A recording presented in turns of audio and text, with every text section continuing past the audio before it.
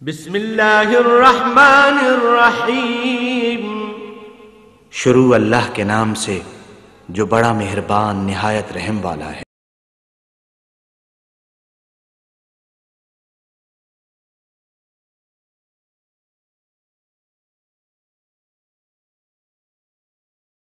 کہ ان تینوں مقامات کی جو زیارت کرنے کے لیے اللہ کے نبی نے حکم دیا، لا تشد الرحال الا ثلاثۃ مساجد، اے لوگوں تین جگہوں کے علاوہ کسی اور جگہ کی زیارت کے لیے نہ جاؤ۔ بسم اللہ الرحمن الرحیم۔ محترم سامعین، لا تشد الرحال والی حدیث 100 سے زیادہ جگہوں پر موجود ہے۔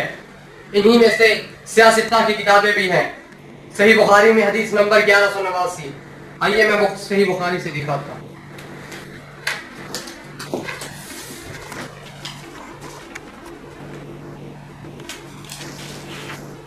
حدیث نمبر 1189۔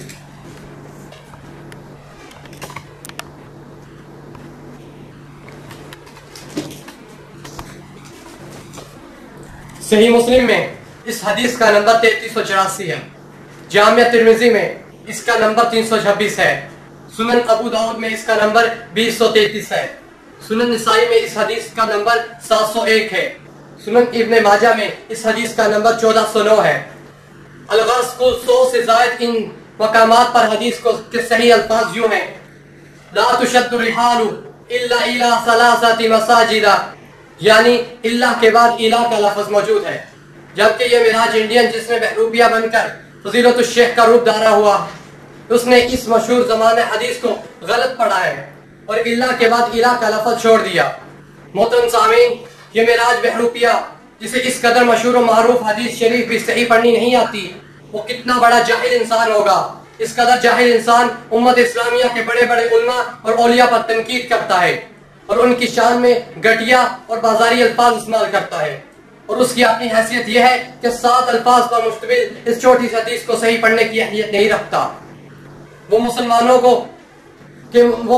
کو ائمہ اربعہ اور ان کی تعلیمات سے ہٹا کر اپنے بتائے ہوئے قرآن و سنت کے مفہوم سے جوڑنا چاہتا ہے، لیکن جو خود الفاظ حدیث کو صحیح طور پر پڑھ نہیں سکتا، وہ مفہوم حدیث کو خاک سمجھتا ہوگا۔ اب ایک طرف اس سطح کا پلا ہوا موٹا تازہ جاہل انسان ہو اور دوسری طرف امت اسلامیہ کے عظیم علماء اور اولیاء ہوں، تو کیا آپ اس کی بات مانیں گے یا ان علماء کی بات کو حق تسلیم کریں گے؟